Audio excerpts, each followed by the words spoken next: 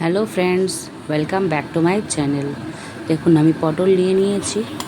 পটলকে ছুলে নিচ্ছে এইভাবে। ছোলা হয়ে গিয়েছে। দেখুন আমি দুফালি করে পটলগুলোকে কেটে নিয়েছি। এদিকে দেখুন আমি কড়াই বসিয়ে দিয়েছি, তেল গরমও হয়ে গিয়েছে। দিয়ে দিলাম কেটে রাখা পটল। একটু ঢেকে রাখছি। পটলগুলো ব্রাউন ব্রাউন করে ভালো করে ভাজবো, শুধু তেলের মধ্যেই ভাজবো। বন্ধুরা, ভিডিওটি সকলকে দেখার অনুরোধ রইল, কেউ স্কিপ করে যাবেন না, ভিডিওটি পুরো দেখুন।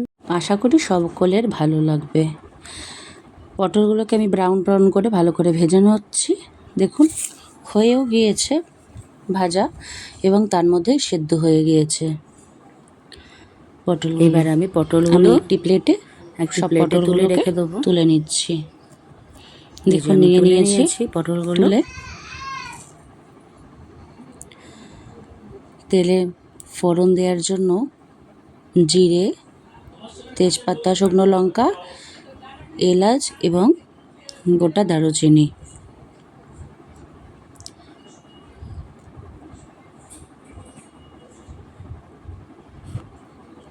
ওই তেলের মধ্যেই আমি দিয়ে দিচ্ছি ফোড়নগুলো।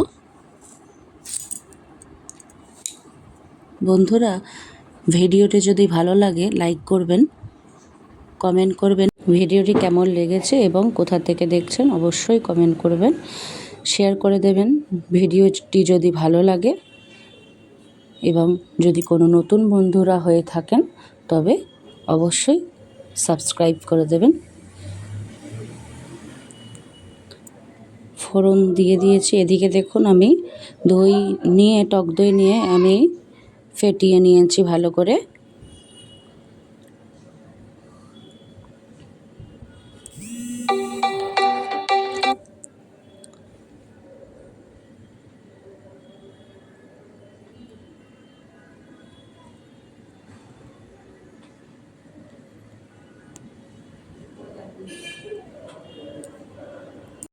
বন্ধুরা, দইটা ভালো করে ফাটিয়ে নিয়েছি। এদিকে দেখুন ফোড়ন থেকে সুন্দর গন্ধ বেরিয়ে আসলে আমি দইটা ছেড়ে দিলাম তেলের মধ্যে।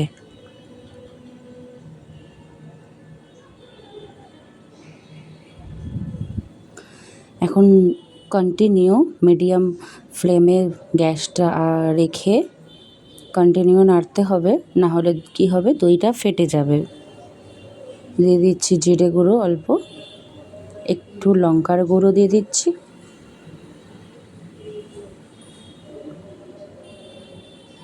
দিয়ে একদম কন্টিনিউ নাড়তে হবে,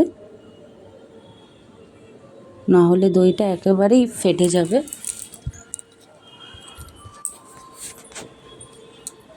দিয়ে দিচ্ছি হলুদ গুঁড়ো,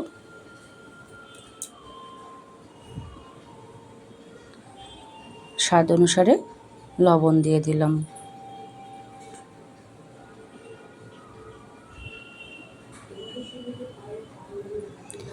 যতক্ষণ ফুটে আসছে না, যতক্ষণ ফুটবে না ততক্ষণ আমি কন্টিনিউ দইটাকে নাড়তে থাকবো।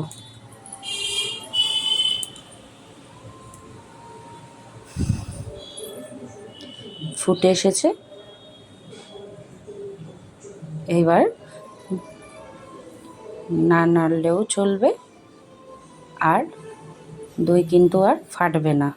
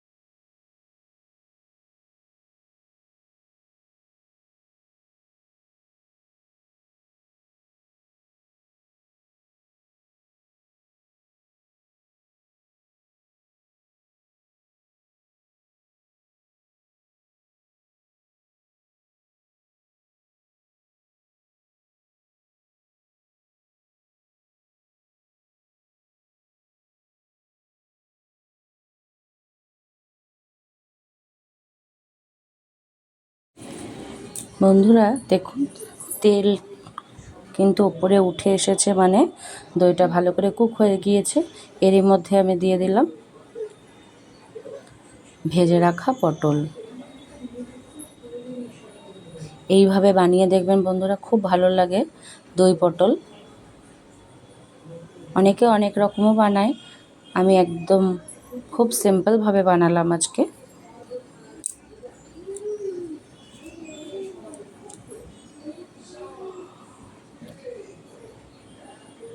একটু ফুটে গেলে নামিয়ে নেব।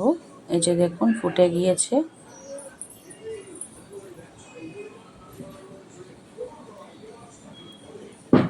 সবজির তেলটা উপরে উঠে এসেছে, মানে রান্নাটা কিন্তু একেবারে কমপ্লিট। এই সময় একেবারে দিয়ে দিচ্ছি আমি তাল মিছরি।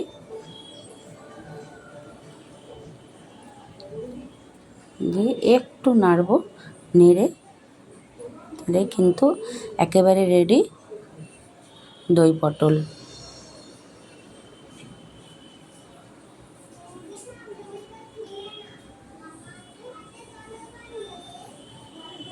কে কীরকম খাবেন, আমি একটু এরকমই রাখবো, ঝোল ঝোল। কেউ মাখা মাখা খেতে চাইলে আর একটু শুকিয়ে নেবেন। একেবারে রেডি হয়ে গেছে, আমি ঢেলে নিচ্ছি পটলগুলোকে।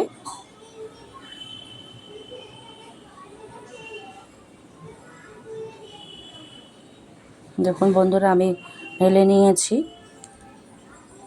এইভাবে বানিয়ে দেখবেন, খুবই ভালো লাগে। গরম গরম ভাতের সাথে দই পটল খুব ভালো লাগে, খুব টেস্টি লাগে। আজ এই পর্যন্ত, আবার দেখা হবে নতুন ভিডিওতে। Bye bye.